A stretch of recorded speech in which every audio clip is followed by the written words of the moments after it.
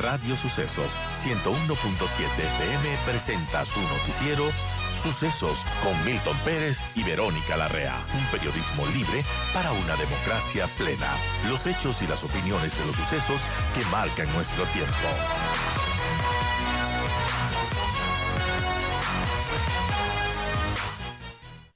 Bueno, vamos a hablar acerca de esta lógica del asesinato a Fernando Villavicencio. ¿Cómo cambia el panorama político? ¿Qué consecuencias va a tener en esta contienda electoral y para la democracia de nuestro país? Gracias a Luis Córdoba por estar con nosotros. Bienvenido. Y bueno, ¿qué nos puede comentar sobre lo que estamos viviendo en el país? Muy buenos días, gracias por la invitación, un saludo también a la audiencia. Bueno, lo que hemos vivido evidentemente nos ha sorprendido y nos impacta de manera horrorosa al país porque el nivel de violencia escala cada vez más. Lo primero que he señalado es que el asesinato político es parte de esta espiral de violencia ascendente. En el caso de México, por ejemplo, cuando Felipe Calderón anuncia la guerra contra las drogas en el 2006, a partir del 2007 comienza a crecer de manera acelerada el asesinato contra autoridades políticas electas y funcionarios públicos de alto perfil. En el Ecuador me da la impresión que si continuamos con esta misma estrategia guerrerista y de militarización de la seguridad pública, es muy probable que también continúen los asesinatos políticos en todo nivel. La segunda cosa llamativa del caso del asesinato es que los implicados en las denuncias de Fernando Villavicencio no son solo narcotraficantes, como se ha tratado de posicionar. En realidad, las denuncias de él afectan a todo lo que él consideraba una mafia político-criminal, porque desde el Estado se estarían aprovechando de los negocios más importantes y rentables del país para apalancar capitales mal habidos. Y el ejemplo último es el de la denuncia que presentó el día anterior a su asesinato, en donde denuncia que en la concesión de pozos petroleros, en lo que se conoce como las joyas de la corona, se habría entregado con un sobreprecio que perjudica al país en más de 7.000 millones de dólares. Por lo tanto, hay intereses petroleros que fueron altamente cuestionados por Villavicencio, intereses mineros, telecomunicacionales, donde está incluso vinculado a un candidato presidencial, intereses energéticos, además del narcotráfico. Creo que esto es un elemento fundamental para dimensionar el asesinato de Villavicencio, porque en otras palabras, no era un tipo incómodo solo para determinado sector, sino era un tipo incómodo con sus denuncias, que además estaban documentadas, muchas de ellas, y fueron a parar a manos de la fiscalía, era un tipo incómodo para los sectores que en el país han granjeado los mayores intereses económicos. Esta es una primera explicación.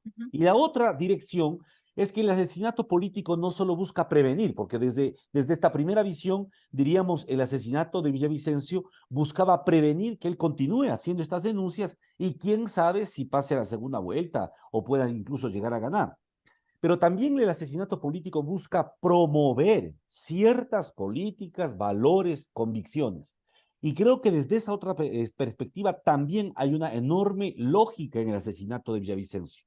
Porque el momento en el que vivimos, que es un momento electoral, puede catapultar este ánimo, esta percepción de miedo, de desconcierto de la ciudadanía, puede catapultar y apalancar precisamente a las candidaturas que ofrecen mano dura, que ofrecen profundizar la militarización del Estado, que ofrecen profundizar la guerra contra estas estructuras y por lo tanto que anticipan una mayor escalada de violencia. Bueno, qué complejo todo el panorama, amigos. Son las 7:48. Conversamos con Luis Córdoba, doctor en Ciencias Políticas y director del programa de investigación Orden, Conflicto y Violencia de la UC. Ahora, Luis, hablando del panorama que estamos viviendo, ¿cómo cambia para el Ecuador, para la democracia, este asesinato de Fernando Villavicencio? Porque sin duda habrá un antes y un después de esto. Es enormemente peligroso lo que estamos, a lo que estamos asistiendo. Y yo decía, hay tres cosas importantes. Lo que no hemos considerado son los actores que están de por medio. Y los actores que están de por medio no son solo los partidos y movimientos que tienen representación electoral, sino también son los actores que desde afuera y desde adentro están tratando de moldear la opinión pública y moldear también el favoritismo electoral. Hay tres cosas que, por ejemplo, han llamado poderosamente la atención. La primera es cuando se produce un asesinato político en el marco de unas elecciones tan delicadas por el periodo anticipado, porque va a ser un gobierno muy corto, etcétera, etcétera. Lo que primero tenemos que entender es que no vamos a elegir. El Ecuador ya no va a asistir el 20 de agosto a una elección libre, de libre consentimiento, porque es una sociedad que está realmente arrinconada por la violencia. La percepción que ha dejado el asesinato del alcalde de Manta y el asesinato de Villavicencio en Quito, en Pichincha y en Manabí, precisamente dos de las tres provincias más pobladas y por lo tanto con más peso electoral, esta percepción es precisamente de absoluto desconcierto.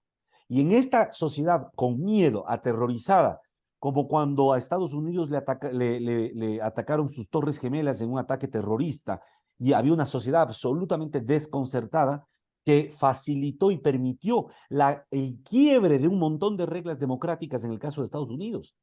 Después de los atentados de las Torres Gemelas, se viabilizó todo un paquete legislativo para romper todo lo que es el sigilo del correo personal, de las llamadas personales. Se convirtió al Estado norteamericano en un verdadero Estado espía de su sociedad y de otros países. Entonces, el problema es que en una sociedad con este nivel de crispación emocional, es muy fácil que calen candidaturas, elecciones, electores, y no solo a la presidencia, sino también a la asamblea, que ofrezcan una fórmula de enfrentar esto con mayor fuerza, cuando lo que realmente necesitamos es mayor inteligencia, mesura y sensatez, porque la economía criminal avanza conforme avanza una desregulación de la economía formal. Y por eso en varias ocasiones se ha mencionado, hay uno de los grandes incentivos para que Ecuador se vuelva atractivo para estas estructuras criminales, no solo es la condición logística, sino también, lamentablemente, las facilidades económicas que presta para lavar dinero y lavado de activos. Morales, mucho nos han comparado y lamentablemente a la Colombia de los años 80, a esa Colombia de la época de terror que se vivía. ¿Estamos como ellos en esa época? Bueno, yo creo que los símiles, las semejanzas normalmente ayudan a veces o simplifican las explicaciones, pero no ayudan a comprender la realidad y dimensión de los problemas. Yo diría que hay varios matices distintos que le vuelven muy diferente a las circunstancias, ¿no? Por un lado, en Colombia se experimentaba en los años 80 no solo el avance creciente de la cocaína y del narcotráfico, sino también una guerra civil, pues, una guerra civil que catapultaba y gatillaba una movilización bélica enormemente poderosa desde las guerrillas, desde los grupos insurgentes, los grupos paramilitares y las fuerzas de seguridad del Estado. En un contexto de guerra civil, obviamente había mucha más implicación la violencia en la política. Ahí la Unión Patriótica, este famoso por partido que se organizó para rivalizar políticamente y darle una explicación después de los acuerdos parciales de paz que se organizaron con Belisario Betancur, fue asesinado. 4.000 militantes de una organización política fueron asesinados. 4 candidatos presidenciales de esa organización política fueron asesinados a finales de los años 80 y principios de los 90. Entonces, el nivel de violencia al que llegó Colombia en aquel entonces tiene mucho que ver también con ese contexto de guerra civil.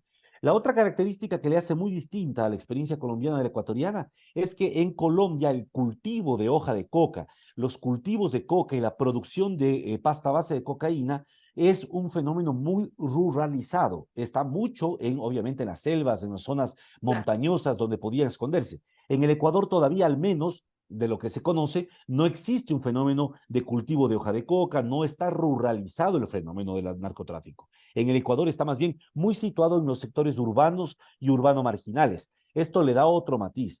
Pero yo diría que hay un común denominador. Lo que sí es absolutamente muy parecido es la forma como los estados han intervenido para enfrentar el narcotráfico, ¿no?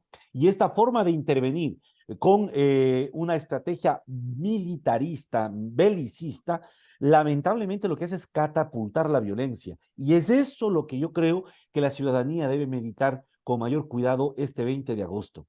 Si nosotros buscamos una solución de fuerza, lo único que vamos a encontrar es una mayor escalada de violencia criminal. Esto ya lo vivió México, lo ha vivido Brasil inclusive, lo ha vivido Centroamérica. La experiencia, Bukele no se podría explicar sino después de 3 gobiernos de mano dura que han ido escalando la violencia. El primer gobierno de mano dura se dio en el 2003 en El Salvador, que lo primero que hizo llegar y dijo voy a hacer el plan mano dura. Y después vino su sucesor y él se inventó algo muy ingenioso. Él dijo, yo voy a aplicar el plan super mano dura. Y después vino Bukele a ofertarles la solución con este encarcelamiento masivo. Y yo lo que creo entonces es que el Ecuador tiene un delicado desafío en estas próximas elecciones, porque un asesinato de esta envergadura lo que ha hecho es tensionar toda la emocionalidad que ya de por sí se vive en la política, pero sobre todo atribuir normalmente explicaciones que muy poco van a contribuir digamos, a conocer a los verdaderos autores. Yo ahí digo una cosa para cerrar. Es preocupante que no se esté investigando adecuadamente a los facilitadores de este crimen, porque no solo hay que pensar en quién es el autor intelectual, lo que hay que pensar primero es por qué facilitaron el asesinato de Villavicencio en todas las circunstancias en las que ya nosotros conocemos con su escolta policial. Qué complejo ese tema, lo estamos tratando con Luis Córdoba, doctor en Ciencias Políticas, director del programa de investigación Orden, Conflicto y Violencia de la UC. Ahora, Luis, hablando de, bueno, si la mano dura no es lo que funciona, ¿qué es lo que funciona y qué debemos tener en cuenta los ecuatorianos a la hora de ir a las urnas el próximo domingo? Bueno, yo creo que lo que funciona y lo que ha funcionado son una estrategia de seguridad que tenga al menos 3 componentes fundamentales. El primero, entender que este es un fenómeno de economía política. Por lo tanto, el Estado tiene que intervenir en el mercado criminal, regulando ese mercado y cortando los flujos financieros del capital sucio que fluye en la economía ecuatoriana, que llega a manos de los criminales y que facilite este trasvase entre la economía criminal, la economía informal y la economía formal. La segunda pata de una estrategia de seguridad efectiva tiene que ver con el involucramiento de los sectores ciudadanos. No puede ser posible que se siga pensando que el problema se va a resolver solo a medida que se involucra policías y militares. Es imprescindible transversalizar la estrategia de seguridad con la participación del empresariado, de las cámaras de la producción, de la industria, pero también de la pequeña y mediana empresa. Hay que involucrar a la sociedad a nivel de barrios y organizaciones para articularlos. Es decir, a medida que una sociedad civil se va fortaleciendo en sus relaciones, en su tejido, es más difícil que se arraigue el fenómeno, por ejemplo, de las pandillas en los barrios. Pero cuando en cambio hay una sociedad civil totalmente desorganizada, desarticulada, fragmentada, las pandillas como expresión sociológica y criminal se va acentuando y arraigando. Y el tercer elemento de la lucha contra el crimen organizado tiene que ver con, evidentemente, hacer una adecuada confrontación de las estructuras criminales que ya han logrado infiltrar el Estado. Para eso, a mí me parece que lo primero y prioritario es emprender un trabajo de auditoría integral de los sistemas de otorgamientos de permisos a nivel del Estado, porque ahí podemos mapear en dónde se están creando hoyos negros o intersticios para que se faciliten los negocios ilícitos. Yo creo que las estrategias existen. La experiencia en caso de Europa, en la propia América Latina, existen. Hay muchos casos que han resultado siendo positivos. Lo primero que hay que hacer es desmontar estos intereses ya constituidos, creados. Y la cuarto elemento, digamos, de una estrategia distinta es tener una política de drogas. No es posible que sigamos hablando de que ha incrementado el consumo de droga en el Ecuador, pero que no tengamos ninguna política de Por salud ejemplo, pública. eliminar esa famosa tabla de consumo del que se habla. Bueno, no, pues eso lo eliminaron prácticamente. Lo que aquí el problema es retomar y replantearnos si es que tiene sentido criminalizar el consumo. Estados Unidos está viviendo ahorita este dilema y Europa lo mismo. En Europa, según el último informe de drogas de UNODC de Naciones Unidas, ha crecido el consumo de las drogas sintéticas en casi el 25%. Y en Estados Unidos es escandaloso. No solo que Estados Unidos sigue consumiendo el 30% de la cocaína mundial, sino que ahora consume casi el 80% de las drogas sintéticas que se producen. y el fentanilo está generando un impacto desastroso en su salud pública. Por lo tanto, ¿qué deben hacer las sociedades? Necesitan plantearse una política de despenalización del consumo y, por lo tanto, de atención como salud pública a los consumidores. Caso contrario, en el Ecuador vamos a ir migrando de una droga a otra droga. Y el momento que migremos a drogas sintéticas, realmente la cosa se va a complicar.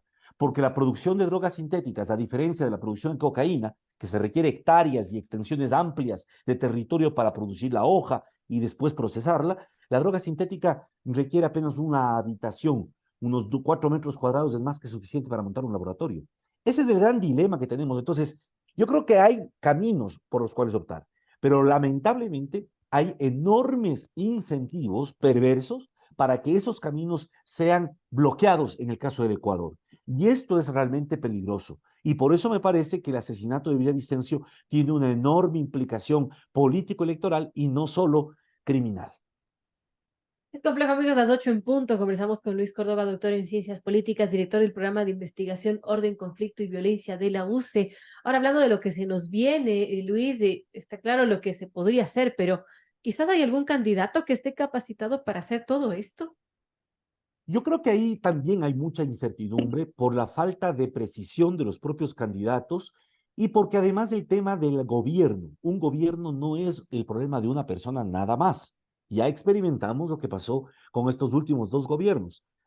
Tanto el candidato Lenín Moreno en su momento como el candidato Guillermo Lasso en su momento ofrecieron el oro y el moro y se presentaron como los grandes estadistas a cumplir. El mismo Guillermo Lasso decía pues que se venía preparando ya 10 años para gobernar y el momento de los ratos no tenía el equipo para trabajar. Él fue a traer gente del Banco Guayaquil y del Opus Dei, del cual es gran numerario. Yo creo que el tema central es de los candidatos y la candidata que está ahorita disputando también. Lo que habría que pensar es primero con qué equipos de trabajo van a asumir el gobierno.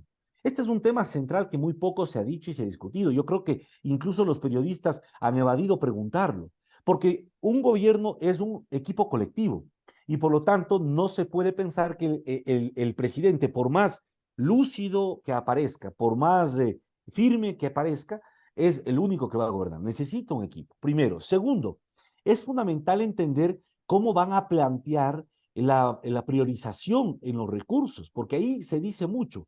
Una política pública y un plan o una estrategia de seguridad tiene que estar acompañada por una priorización en los recursos públicos. Pero en el Ecuador ya hemos visto lo que ha significado descuidar lo que es, por ejemplo, salud. No puede ser que no existan gasas en los hospitales públicos y al mismo tiempo se pretenda que el ciudadano que vive en ese barrio urbano marginal, que solo tiene como opción para curar a su familia el sector público en la salud, y no hay ni siquiera gasas, y encima de eso el ciudadano no tiene trabajo, no tiene empleo, no tiene fuentes de ingreso, es muy difícil que un Estado que mantenga ese tipo de desequilibrios en el espectro de las políticas públicas, espere que ese ciudadano no se vincule a una estructura criminal o a las economías informales. Por lo tanto, creo que es fundamental pensar cómo están balanceando la política económica con la política social, con la política económica, perdón, con la política de seguridad. Y aquí, ¿por qué esto es fundamental? Porque en el fondo, la antítesis del concepto de inseguridad es el concepto de comunidad, de una convivencia ciudadana pacífica. Y la convivencia ciudadana implica precisamente tener estándares de vida básicamente cubiertos. En Durán, el Durán, que es hoy por hoy la trinchera de 2 organizaciones criminales muy fuertes, en Durán es obvio que eso no va a cambiar mientras no se le provea de regularización del suelo a más del 70% de la población que no tiene regulación del suelo. Más del 60% no tiene alcantarillado, dependen de los tanqueros. Más del 40% de la población no tiene tampoco servicio adecuado de luz eléctrica, etcétera, etcétera. Por lo tanto, siguen robando luz pública. Entonces, mientras no cambien estas provisiones de bienes públicos y servicios básicos en sectores tan sensibles, es muy poco probable que logremos realmente quitarle la base social a las estructuras criminales. En el Ecuador, ahorita, en este instante, hay al menos unos 750,000 jóvenes entre 18 y 24 años que ni estudian ni trabajan. Por lo tanto, ahorita, ¿qué están haciendo? Migrando Por eso estamos a punto de volver al mismo número de migración, al mismo promedio de inmigrantes que el 99. Es como que hemos retrocedido 23 años. Y el segundo factor es que están vinculados, siendo reclutadas por estas estructuras criminales. Lo queda aún Entonces, peor. lo cual es aún peor. Entonces, yo creo que ahí hay un desafío enorme. No sé si los candidatos en esta última semana logren realmente presentar con mayor énfasis lo que podría ser un plan de gobierno más aterrizado y sobre todo con el equipo capaz de llevarlo a la práctica. Una situación compleja, muchas cosas que tienen que cambiar. Gracias a Luis Córdoba, doctor en Ciencias Políticas, director del programa de investigación Orden, Conflicto y Violencia de la UCE. Gracias, Luis, por estar con nosotros. A ustedes, muchas gracias por la invitación.